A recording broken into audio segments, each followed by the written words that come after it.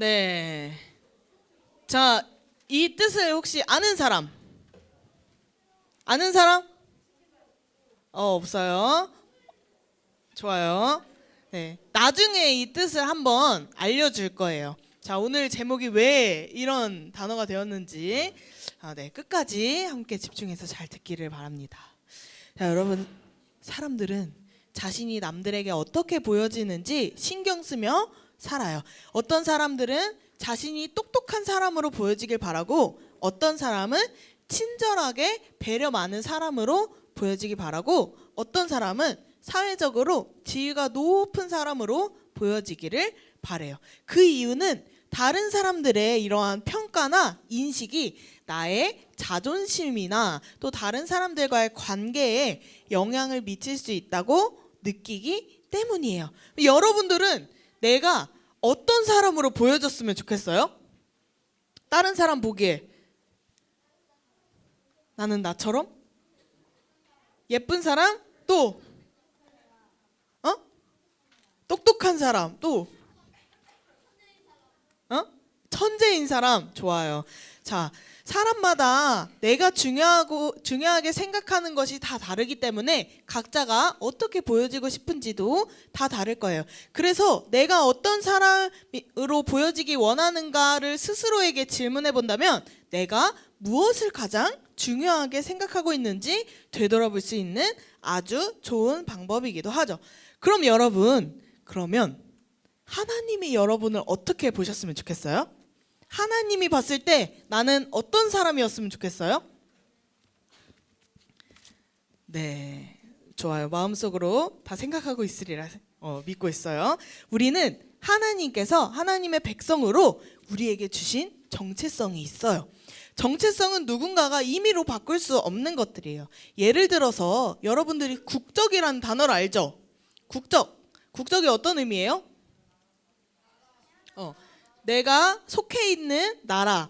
여러분은 어느 국적이죠? 그쵸, 대한민국 국적이죠. 세상에 태어난 아기는 부모의 국적 혹은 내가 태어난 그 국가의 국적을 따라요. 그래서 대한민국 국민인 부모 사이에서 아기가 태어난다면 이 아기는 어떤 국적을 갖죠? 대한민국 국적을 갖게 되는 거예요. 이 아기가 어떤 돈을 내서 어떤 자격이 돼서 봉사를 해서 그 국적을 얻는 게 아니라 그냥 얻게 되는 것이죠. 마찬가지로 우리에게는 대한민국이라는 국적 외에 또 다른 한 가지가 더 있어요. 우리는 하나님 나라의 백성이죠. 하나님 나라라는 국적을 가지고 있어요. 근데 우리가 마찬가지로 우리가 하나님의 자녀가 된 것은 내가 돈 주고 샀거나 어떤 내 능력이 좋아서가 아니에요. 하나님이 우리에게 예수님을 보내주심으로 우리의 아버지가 되어주셨어요. 하나님은 우리를 택하시고 자녀로 삼아 주신 거예요. 자, 근데 하나님께서 그렇게 예수님을 믿는 우리에게 이 세상에서 어떻게 살아야 되는지, 이 세상에서 어떤 책임을 가지고 살아야 하는지 이야기하세요. 자, 우리 9절 말씀 한번 읽어볼게요. 9절 앞에도 있어요. 시작. 너무 작아요. 다시 시작. 왕같은 제사장이요 거룩한 나라요 그의 소유가 된 백성이니 이는 너희를 어두운 데서 불러내어 그의 기이한 빛에 들어가게 하시니에 아름다운 덕을 선포하게 하려 하심이라. 자, 이 구절을 읽어봤을 때 여러분에게 맡겨진 책임이 뭐가 있을까요? 여기 안에 있어요. 여기 안에 단어로 써 있어요. 뭘까요? 그렇죠. 선포하는 거예요. 선포는 분명하게 어떤 것을 향해서 말하는 거예요. 그럼 여러분들이 어떤 것을 분명하게 말해야 될까요? 그 앞에 나와 있죠. 우리를 어두운 데서 불러내어 그의 기이한 빛에 들어가게 하신 이의 아름다운 덕을 선포하라고 이야기해요. 이 말은 하나님 없이 자기 마음대로 살던 우리를 사랑하셔서 자기의 자녀로 삼아주신 하나님의 아름다우심을 널리 널리 전하라는 거예요. 쉽게 말해서 너희가 하나님의 사랑을 받았으니 이제는 그 사랑을 다른 사람에게 전하라, 선포하라. 바로 이것이 우리가 이 세상에 살면서 가져야 할 책임이라는 거예요. 하나님은 우리가 사랑을 받았을 때 그 사랑을 나만 받고 나만 누리고 나만 즐기기를 원하지 않으세요. 우리가 먼저 사랑을 받았다면 그 사랑을 이제는 흘려 보내기를 원하고 계신다는 거예요. 여러분 혹시 이스라엘의 지도를 본 적 있어요? 지도? 네, 전도사님이 가져왔어요. 자, 이스라엘에는 특징이 하나 있어요. 딱 보고 특징 맞출 수 있는 사람. 맞아요. 가운데를 가르는 강이 있어요. 그리고 그 위아래에는 크고 작은 호수가 있어요. 자, 이 맨 위에 있는 이 호수의 이름은 갈릴리 호수입니다. 그다음에 요단강이 쭉 연결돼서 흐르고요. 맨 밑에는 사해바다라고 하는 곳이에요. 근데 말만 바다고 사실은 작은 호수예요. 근데 이 물들의 시작은 한 군데에서 시작해요. 이 갈릴리 호수보다 좀 더 위에 있는 헐몬산이라고 하는 곳에서 흘러내려온 물들이 이곳을 쭉 거쳐서 지나가요. 근데 이 갈릴리 호수의 특징은 정말 많은 물고기들이 살아요. 주변에는 여러 가지 나무들이 이 호수에 뿌리를 내리고 있어서 많은 생명들이 모이는 곳이 갈릴리 호수예요. 여러분, 갈릴리 호수에서 누가 물고기를 잡았었죠? 베드로가 있었죠. 자, 그곳이 바로 이 갈릴리 호수예요. 근데 반대로 맨 아래에 있는 이 사해 바다는 죽음의 호수예요. 나무 하나, 풀 하나도 자라지 않아요. 왜 이런 차이가 있을까요? 소금이 많아서? 왜 이런 차이가 있을까요? 같은 곳으로부터 물이 흘러 들어오는 건데 이렇게 큰 차이가 나요. 그 이유는 딱 하나예요. 그 이유는 하나예요. 자, 이걸 보면 물이 이쪽에서 흐를 것 같아요? 이쪽에서 흐를 것 같아요? 여기서 흘러요. 이게 위에요. 여기에 위에가 산이 있어요. 자, 갈릴리 호수는 헐몬산에서 내려오는 물로 자신을 채우고 다시 요단강으로 흘려보내요. 그런데 사해바다는 막혀 있어요. 더 이상 흘러가지 않아요. 오는 물을 받기만 해요. 그러니 이 물이 썩어서 더 이상 생명이 살 수 없는 호수가 되었어요. 세상에 사는 사람들도 갈릴리 호수와 같은 사람과 사해바다 같은 사람으로 나뉘어요. 한쪽은 흘려보내는 사람. 그래서 주변에 사람들도 모이고 그런 생명력이 넘치고 다들 기쁨으로 모여있죠. 반대는 끝없는 탐욕으로 모으기만 하는 사람들이 있어요. 하나님은 우리가 어떤 사람이 되길 원하실까요? 받기만 하는 사람을 원하실까요? 받은 사랑을 흘려보내는 사람을 원하실까요? 하나님은 우리가 하나님의 사랑을 받은 사람으로서 그 사랑을 흘려보내기를 원하고 계세요. 근데 여러분들의 모습은 어때요? 잘 흘려보내고 있나요? 우리의 기본적인 모습은 그렇지 않아요. 다른 사람을 위해서라면 조금이라도 움직이기가 싫어요. 나에게 손해가 되는 일은 쳐다보기도 싫어요. 다른 사람이 상처받는 것은 상관도 없어요. 오직 관심은 내가 어떻게 하면 더 받을 수 있을까? 어떻게 하면 내가 상처받지 않고 좋은 것들을 다 누릴 수 있을까? 더 많은 것들을 누릴 수 있을까? 사해바다처럼 받기만을 원하고 흘려보내지 않는 모습들이 있어요. 여러분, 우리는 이런 삶의 자세를 바꾸려는 노력이 필요해요. 여러분들에게 오늘 마지막으로 드림을 받을 수 있는 기회를 드릴 건데요. 성경을 한번 찾겠습니다. 대신 그 반에 있는 모두가 큰 소리로 같이 읽어야 드릴 거예요. 사도행전 어떤 것이 더 복이 있다고 말하고 있나요? 주는 거예요? 받는 거예요? 네, 주는 것이 받는 것보다 복이 있다고 말하고 있어요. 우리는 내가 사랑을 받고 내가 축복을 받았으면 나 사랑 많이 받고 축복 많이 받았으니까 열심히 내 마음속에 저장해놔야지 하고 하는 저장고가 아니라 통로가 되어줘야 돼요. 사랑을 받았으면 흘려보내주고 축복을 받았으면 흘려보내주고 흘려보낸다는 것은 다른 사람들에게 전해야 한다는 거예요. 우리는 그러한 통로가 되어야 돼요. 하나님이 우리를 택하시고 제사장으로 삼아주셨어요. 우리 보고 거룩한 나라라고 부르셨어요.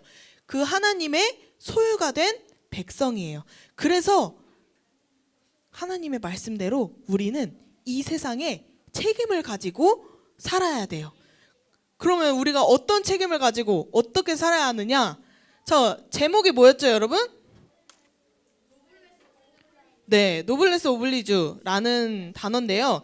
이 말의 원래 뜻은 노블레스는 닭의 벼슬을 의미하고 오블리주는 달걀의 노른자라는 뜻이에요. 그래서 이 말의 원래의 뜻은 닭이 태어난 이유는 벼슬을 자랑하는 데 있지 않고 알을 낳는 데 있음을 의미하는 거예요.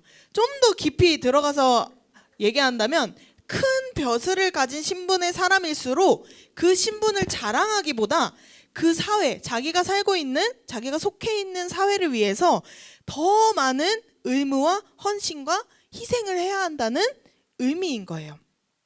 즉 그런 높은 신분을 가진 사람일수록 그에 맞는 책임이 따른다는 이야기예요. 14세기에 영국과 프랑스에서 100년 전쟁이 있었어요. 당시에 프랑스의 칼레라고 하는 도시가 영국군에 완전히 포위되어서 이제는 항복을 하려고 했어요. 근데 이 영국의 왕이 그때 에드워드 3세가 있었는데요. 그 사람이 항복을 받아주는 대신 칼레 시민 중 6명을 교수형에 처하겠다고 이야기했어요. 근데 이 말을 듣고 칼레 시민 모두가 두려워서 아무도 나서지 못했는데 그때 한 명이 나섰어요. 칼레시에서 가장 부유한, 가장 돈이 많은 부자였던 생피에르라는 사람이 자신이 죽겠다고 나서게 돼요. 그 뒤를 이어서 법률가, 상인, 칼레시의 시장, 금융인, 그리고 학자, 그렇게 높은 신분, 뭔가 오랫동안 공부하거나 높은 지위에 있는 사람들이 줄줄이 나서기 시작해요. 다행히 다음날 이들은 죽지 않았어요. 이 에드워드 3세가 마음을 돌이키게 돼요. 교수형 직전에. 그래서 이 6명의 사람은 목숨을 구했고 그들의 용기는 이 칼레시 시민 모두에게 깊은 감동을 주었어요. 이 이야기가 바로 노블레스 오블리주예요. 이 뜻은 고귀한 신분에는 그에 맞는 책임이 있다는 거예요. 우리의 신분은 세상의 부자, 정치인, 재벌들의 신분보다 어쩌면 더 고귀하고 더 높습니다.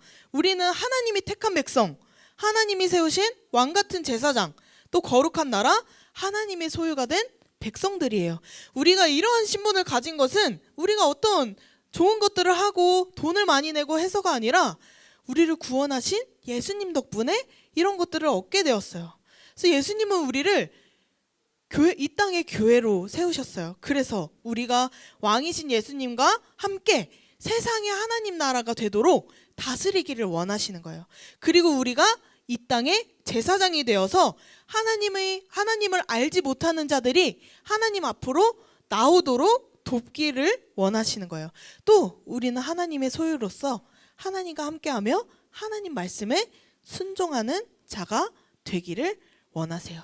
하나님의 백성인 우리가, 하나님의 자녀인 우리는 모두 그런 책임감을 가지고 세상으로 나아가야 돼요. 세상의 어두움에 빛을 비추고 사람들에게 하나님의 아름다우심을 전하고 선포하는 그런 역할들을 감당해야 돼요.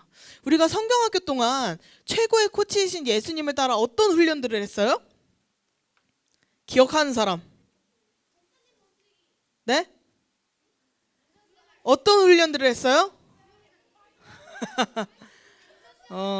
모르죠, 여러분? 네. 우리가 베드로의 이야기를 통해서 바른 믿음을 고백하고 예수님을 따라 살자고 결단했잖아요. 그리고 예수님이 우리에게 주신 사랑으로 우리가 남들에게 희생하며 살자고 결단했잖아요. 우리가 그 3일 동안 그런 것들을 열심히 훈련한 거예요. 다양한 활동들을 통해서 예배를 통해 기도회를 통해 여러분들의 믿음을 열심히 트레이닝 시켰어요. 그럼 이제 뭐 해야 될까요? 진짜 이제는 여러분들이 나가서 해야 될 때예요. 진짜 이제 받은 사랑들을 흘려 보내기 시작할 때예요. 여러분들이 이걸 꼭 기억했으면 좋겠어요. 내가 해도 되고 안 해도 되고 그런 것들이 아니라 여러분들을 하나님이 이미 하나님의 백성으로 제사장으로 세워주셨어요. 그래서 여러분들은 그 일을 꼭 해야만 하는 책임을 가진 사람들이에요. 그러니까 여러분들은 이제 어떻게 해야겠어요? 나가서 내가 받은 사랑 전하고 하나님의 아름다우신 하나님을 알리고 모르는 사람들에게 그런 하나님을 전하는 역할들을 감당해야 합니다. 이것까지를 다 해낸 친구들이야말로 정말 그 믿음의 트레이닝에 끝까지 참여한 친구들이 될 거예요. 하나님은 우리가 그렇게 살기를 원하세요. 이 세상에서 담대하게 그리스도의 복음을 전하는 사람, 담대하게 하나님을 전하는 사람, 하나님께 받은 사랑을 내가 받지 못하더라도 다른 사람들에게 전해주는 그런 사람, 그렇게 살아가기를 하나님은 원하세요. 여러분들이 하나님께 먼저 받은 사랑을 흘려보내기를 원해요. 그 책임을 감당하면서 여러분들이 사랑의 통로로, 축복의 통로로 살아가는 여러분 모두가 되기를 주님의 이름으로 축복합니다. 여러분 그렇게 살아갈 수 있겠죠? 살아갈 수 있겠죠? 사랑을 어떻게 해야 된다고요? 어떻게 한다고요? 버려요? 흘려보내요. 다른 사람들에게 선포하는 여러분들 되기를 축복합니다. 20장 35절